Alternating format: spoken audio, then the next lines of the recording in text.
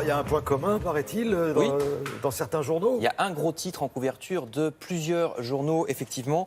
Vous allez voir, par exemple, Les Échos, une menace inédite pèse sur toute l'informatique mondiale. La quasi-totalité des ordinateurs serait vulnérable à des attaques de pirates, ce que le Parisien aujourd'hui en France, vous le voyez, appelle des failles de sécurité dans le cœur de nos ordinateurs, parce que ça concerne la puce, le microprocesseur. Des chercheurs auraient alerté depuis 6 mois le fabricant de puces Intel, un des principaux concernés, fabricant qui a donc pris son temps jusqu'à aujourd'hui avant de reconnaître le problème. C'est une double faille, 2 erreurs informatiques qui permettent à des pirates d'accéder à la mémoire de votre ordinateur pour dérober votre mot de passe ou votre numéro de carte bancaire. Vous voyez également le Figaro Économie. En plus, maintenant, tout le monde le sait, donc les pirates aussi. Alors, vous êtes surtout concerné, madame, monsieur, si vous sauvegardez des données en ligne dans ce qu'on appelle le cloud. Apparemment, si vous n'utilisez pas le cloud, vous êtes un peu moins vulnérable. Des programmes de correction vont être proposés, mais faites attention parce que les pirates pourraient profiter aussi de cette confusion pour vous envoyer justement des faux programmes de correction de cette erreur, qui sont en fait des programmes espions pour infecter votre ordinateur. Donc je vous renvoie à tous ces articles.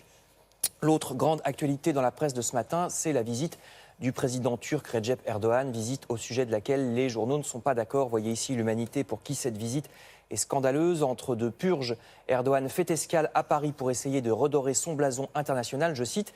Et puis à côté, vous voyez le Figaro qui, au contraire, salue ce qu'il appelle une visite pour apaiser les tensions avec l'Europe. Il y a aussi un article à ce propos dans le Parisien aujourd'hui en France.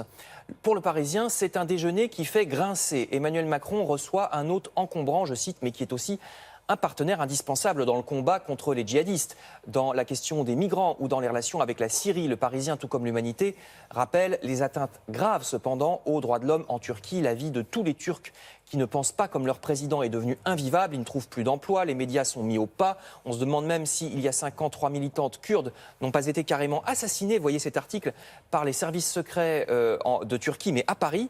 Vous lirez donc tout cela dans plusieurs journaux. Et puis, outre cette visite que reçoit aujourd'hui Emmanuel Macron, notre président est aussi critiqué pour d'autres choses, des revirements sur des promesses. D'où ce dessin de Libération. Je dis ce que je dis, mais je fais ce que je fais, déclare Emmanuel Macron sous la plume du dessinateur Willem. D'abord, la croisade de moralisation tant promise pendant la campagne électorale. Cette croisade ira-t-elle jusqu'à son terme? L'Humanité dénonce par exemple un manque de moyens du fisc qui ne lui permettrait plus d'être vraiment intrusif envers les entreprises qui fraudent. Les services de contrôle auraient perdu 3100 fonctionnaires en 8 ans. Il y aurait même des consignes pour lâcher la bride afin de ne pas trop perturber l'économie. Je cite le journal. Enfin, autre polémique qui vise elle aussi le président de la République. Vous savez qu'il semble revenir sur sa promesse de réinstaurer un service militaire qui deviendrait finalement un simple parcours citoyen dans le cadre scolaire, ce qui n'est plus du tout la même chose. Vous voyez cet article de 20minutes.fr. Alors que pourtant l'encadrement militaire semble être un système qui fonctionne bien pour certains jeunes. Je termine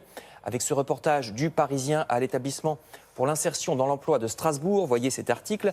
Dans une ancienne caserne, des jeunes de 18 à 22 ans en uniforme chantent la Marseillaise le matin. Ils suivent les cours d'un internat d'inspiration militaire, etc. Or, c'est un succès.